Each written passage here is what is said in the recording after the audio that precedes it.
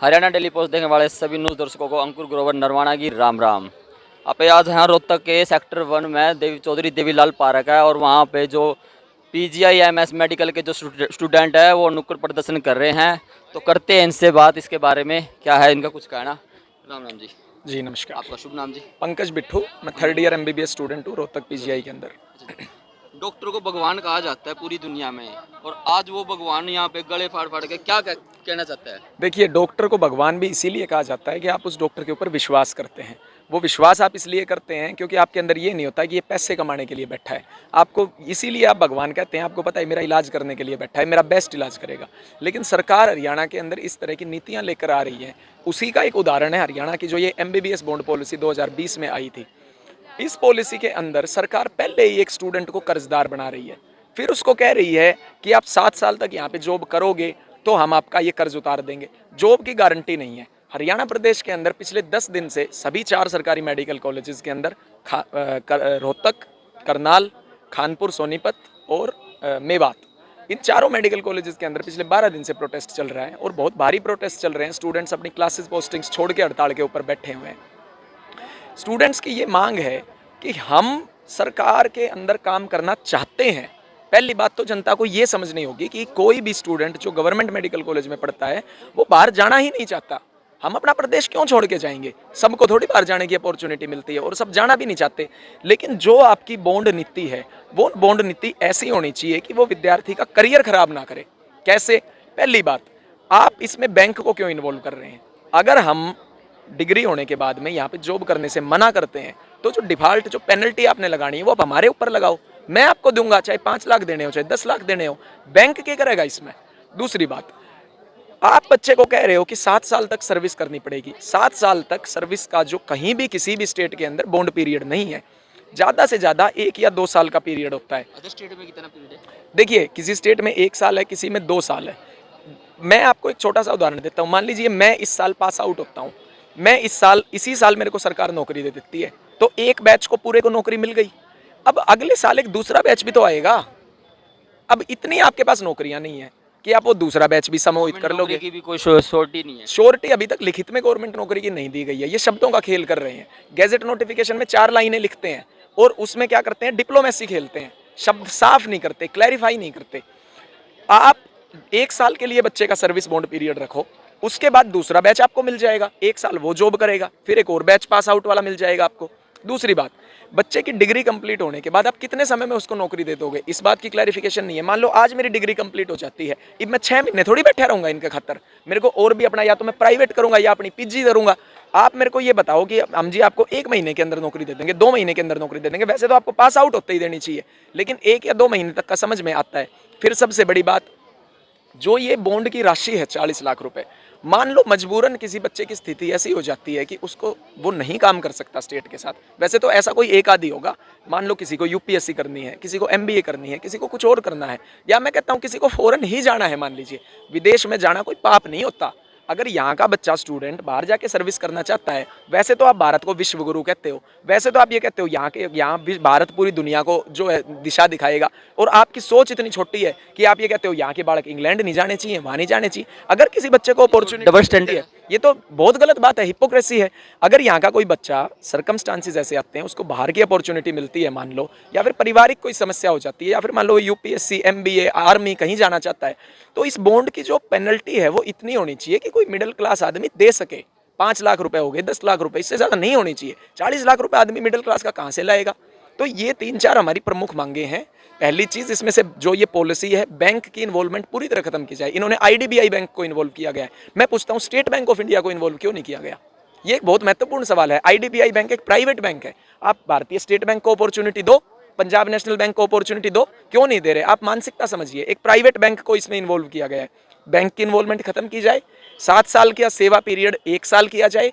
Degree complete होने के बाद 3 महीने के अंदर बच्चे को नौकरी मिलनी चाहिए, और इस बॉन्ड ब्रीच पेनल्टी को 40 लाख रुपए से घटाकर 5 लाख रुपए किया जाए। ये विद्यार्थियों की मांगे हैं, और जब तक ये चीजें नहीं सरकार करती तब तक हम अड़े रहेंगे, अपना आंदोलन तेज करेंगे। सरकार तो सब कुछ प्राइवेटाइजेशन कर रही है, क्या इस बात की गारंटी है कि सरकार आपको गवर्नमेंट जॉब ही देगी? प्राइवेटाइजेशन तो इसको भी किया देखो, जाता है। हमें इस चीज़ की कोई गारंटी नहीं है, ना वो ये चीज़ लिख के दे रही है। लेकिन सर्विस बॉन्ड का सबसे पहला प्रिंसिपल ही होता है कि डिग्री कंप्लीट होने के बाद आपको नौकरी मिलेगी। अगर आपको नौकरी नहीं मिलती डिग्री कंप्लीट होने के बाद एक लेजिटिमेट पीरियड के अंदर, ये नहीं आप कह दो 5 साल बाद नौकरी दे देंगे, तो आपका बॉन्ड नल एंड वॉइड होना चाहिए। इसी वजह से हम सरकार से, जो मैंने आपको 4 बिंदु पहले बताए हैं, ये चारों मांगे स्टूडेंट्स की एड्रेस होनी चाहिए। स्टूडेंट्स के साथ सरकार और उसके अधिकारी संवाद स्थापित करें, भागे ना, पुलिस का की दोष ना दिखाएं कि हम कहीं पीसफुली बैठे हैं तो आपको डिटेन कर लेंगे, जाने से कहीं पे रोक देंगे। आप कितनों को रोकोगे? यहाँ 1500 मेडिकल स्टूडेंट हैं, हमने आंदोलन तेज करना होगा, हम आंदोलन हरियाणा सरकार से भी आपकी 5 तारीख को बात हुई थी, उसमें क्या कंक्लूजन निकला? स्टेट गवर्नमेंट के साथ जो बात हुई थी, मुख्यमंत्री जी हमारी हेल्थ यूनिवर्सिटी में ही आए थे कॉन्वोकेशन में, वहाँ पे विद्यार्थियों को 10 मिनट दिए गए, ना उनका पक्ष सुना गया, ना उनकी मांगों के ऊपर इनको। देखिए, प्रदेश के लीडर की, मुख्यमंत्री की ये जिम्मेदारी होती है कि अगर स्टूडेंट्स इतने टाइम से एजिटेट कर रहे हैं तो उनके साथ एक कम्युनिकेशन एस्टेब्लिश किया जाए। इनके पास पूरी पूरी ब्यूरोक्रेसी है, इनके पास इतने बड़े बड़े आईएएस अधिकारी हैं, इनके पास एसीएस है, इनके पास डीएमईआर है। आप बच्चों को बुलाइए, आप बच्चों के साथ कम्युनिकेट कीजिए कि भाई व्हाट इज योर प्रॉब्लम। आप बच्चों को धमकी क्यों दिखाते हैं? आप बच्चे आपसे मीटिंग करने के लिए जाते हैं, आप 10 मिनट के अंदर बैठते हैं, बच्चों का मांग पत्र आप 5 फोल्ड बनाते हैं और अपनी जेब में डाल लेते हैं। ये आपको शोभा देती है क्या ये चीज़? आप बच्चों के साथ संवाद स्थापित कीजिए, उनके साथ एक कॉमन प्लेटफॉर्म पे आइए, आप नेगोशिएट कीजिए। हम ये नहीं कहते कि हम अपनी मांगों पे अडिग हैं, आप नेगोशिएट कीजिए, आप बातचीत तो स्थापित कीजिए स्टूडेंट्स के साथ। उस दिन कुछ स्टूडेंट ने ये भी कहा है कि उस दिन सेवा मेवा की कुछ बात चली थी, इस पे आप क्या कहना चाहेंगे? देखिए, कुछ इस तरह की वीडियो सामने आई हैं कि मुख्यमंत्री जी ने इस तरह के शब्दों का इस्तेमाल किया है कि ये जो सरकारी मेडिकल कॉलेज में पढ़ने वाले बच्चे होते हैं ना, ये सेवा नहीं करना चाहते, ये मेवा खाना चाहते हैं। मैं उनसे एक बात पूछना चाहता हूँ, एक परीक्षा होती है NEET, national eligibility entrance test, हर साल होता है। उस पेपर को दिए बिना प्राइवेट मेडिकल कॉलेज में भी कोई दाखिला नहीं ले सकता। और जो पीजीआई में आ रहा है, जो खानपुर जा रहा है, जो करनाल जा रहा है, वो हैं जिनके 600 से ज़्यादा नंबर है। आप ये कैसे कह सकते हैं कि ये बच्चा मेवा खाने के लिए यहाँ पे आए हैं? हम सरकारी मेडिकल कॉलेजेस के अंदर पढ़ते हैं। मैं आपको दूसरा एक दृष्टिकोण दिखाना चाहता हूँ। आप हमारी चल के हॉस्टल्स की हालत देखिए, आप क्लासरूम्स की हालत देखिए। प्रोजेक्ट ठीक नहीं होता, अगर खराब हो जाता है तो कौन सा मेवा बट रहा है? इस तरह की बातें मुख्यमंत्री जी कह के एक गलत पब्लिक के अंदर मैसेज, एक दृष्टिकोण देना चाहते हैं। आप चल के देखिए पीजीआई कैंपस के अंदर हम कितने एक लग्जरी में रह रहे हैं, कितने एक एसी में घूम रहे हैं, कितने गाड़ियों में चल रहे हैं। गवर्नमेंट, वहाँ पर ऐसे भी स्टूडेंट्स हैं जो 50,000 रुपए की सालाना फीस के लिए भी बैंक लोन लेते हैं, एजुकेशन लोन कराते हैं, क्योंकि गवर्नमेंट मेडिकल कॉलेज में स्टूडेंट ही वो आता है जो स्टूडेंट पे नहीं कर सकता है, वरना वो प्राइवेट में चला जाए। प्राइवेट मेडिकल कॉलेजों की कमी थोड़ी है अपने इंडिया के अंदर, लेकिन वो यहाँ इसीलिए तो आ रहा है ना, पेपर देके, मेहनत करके, तपस्या करके, कर्जा ले लेके बच्चे कोचिंग लेते हैं, क्योंकि उसको ये है कि मेरे पास इतना पैसा नहीं है, मैं चलो गवर्नमेंट में कर लूंगा, कोई बात नहीं। ये उस विश्वास को ही खत्म करना चाहते हैं। तो इसमें फिर क्या स्टेट की आगे हेल्थ सर्विसेज के ऊपर इम्पैक्ट पड़ेगा? कुछ स्टूडेंट ने ये भी कहा है कि खट्टर साहब ने ये भी बोला है, भगोड़ा को बोला है स्टूडेंटों को, इस पे आप क्या कहेंगे? देखिए, इस तरह की बातें, पहली बात तो एक मुख्यमंत्री को शोभा नहीं देती है। मुख्यमंत्री हैं, लीडर हैं स्टेट के, अपने शब्दों का चुनाव ठीक तरीके से करें। यहाँ पे स्टूडेंट्स एजिटेशन पे हैं, बच्चों ने क्लासेस छोड़ी हुई है, मेडिकल कॉलेज की फंक्शनिंग हैम्पर हो रखी है। आगे चल के हमारे जो रेजिडेंट डॉक्टर्स हैं वो भी हमारे समर्थन में आए हैं। कल को ओपीडी शटडाउन जैसे, इमरजेंसी शटडाउन जैसे कदम भी लिए जा सकते हैं। वहाँ पे मरीजों के साथ क्या बनेगी? मान लीजिए हमने अगर इमरजेंसी में हड़ताल कर दी तो वहाँ पे मरीज जाएगा, मरीज को कौन वेंटिलेटर लगाएगा वहाँ पे? तो इस समय इस तरह की बातें करने के बजाय, इस तरह की गलत पब्लिक में परसेप्शन देने के बजाय, मुख्यमंत्री जी, उनके अधिकारीगण, उनकी ब्यूरोक्रेसी बच्चों के साथ कम्युनिकेशन स्थापित करे, बच्चों की जो डिमांड्स हैं उन पे बच्चों के साथ बात करे और बच्चों की डिमांड्स माने, ना कि इस तरह की बातें, भगोड़ा है, वहाँ चला जाएगा, एलोपैथी, होम्योपैथी। आप मुद्दे की बातें क्यों नहीं करते? एलोपैथी, होम्योपैथी, इस पे क्या सरकार ने आपको? देखिए, कुछ इस तरह की स्टेटमेंट कुछ सुनने में आई थी, एलोपैथी वाले कुछ इज्जत नहीं करते होम्योपैथी की। सारे सिस्टम ऑफ मेडिसिन जरूरी हैं। आयुर्वेद का अपना महत्व है, एलोपैथी, अंग्रेजी दवाइयों का अपना महत्व है। जो काम आयुर्वेद कर सकता है वो एलोपैथी नहीं कर सकती, जो एलोपैथी करती है वो आयुर्वेद नहीं कर सकता। लेकिन इसका मतलब ये थोड़े कि आयुर्वेद कोई परंपरा नहीं है, वो भी भारत की एक मेडिसिन प्रक्रिया है। होम्योपैथी भी भारत की मेडिसिन प्रक्रिया है, यूनानी भी भारत की मेडिसिन प्रक्रिया है। इस तरह की बातें, ये सब मुद्दों से भटकाने वाली बातें होती हैं। हमारी 4 ही प्रमुख मांगे हैं, मैंने आपको पहले भी बता दिया।